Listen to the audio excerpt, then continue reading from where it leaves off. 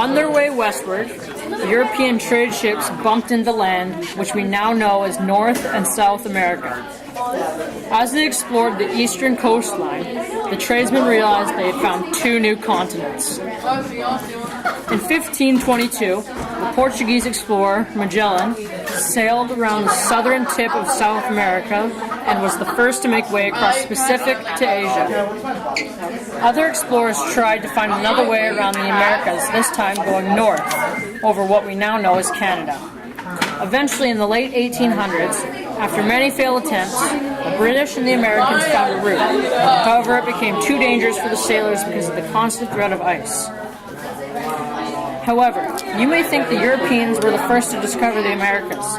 It was actually the Vikings from Scandinavia, which is now known as Denmark, Sweden, and Norway. The Vikings were farmers, but they were also very warlike people. They normally sailed southward to raid small towns and villages in Europe.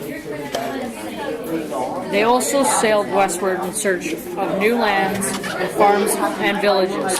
These voyages were not funded by royalty or investors. In the early 11th century, the Vikings colonized what we now know as Iceland and the southwest coast of Greenland.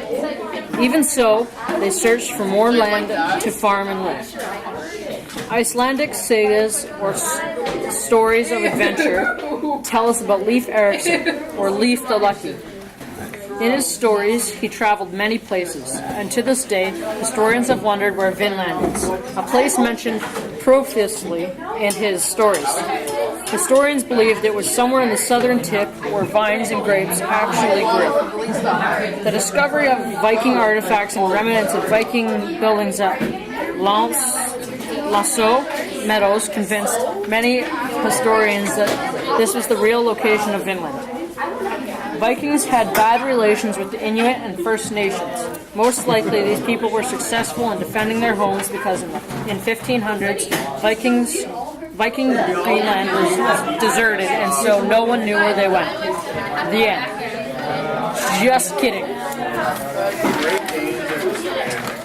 1492, Christopher Columbus crossed the Atlantic and landed in the Caribbean, thinking it was India, another way to Asia.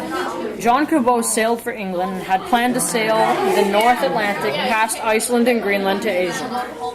Henry VII sponsored Cabot on his expeditions. He issued Cabot letters patent to subdue and occupy new land. Cabot sailed in 1497 with a crew of 18 men on the ship named Matthew. He sailed towards Iceland, following the 18 men on the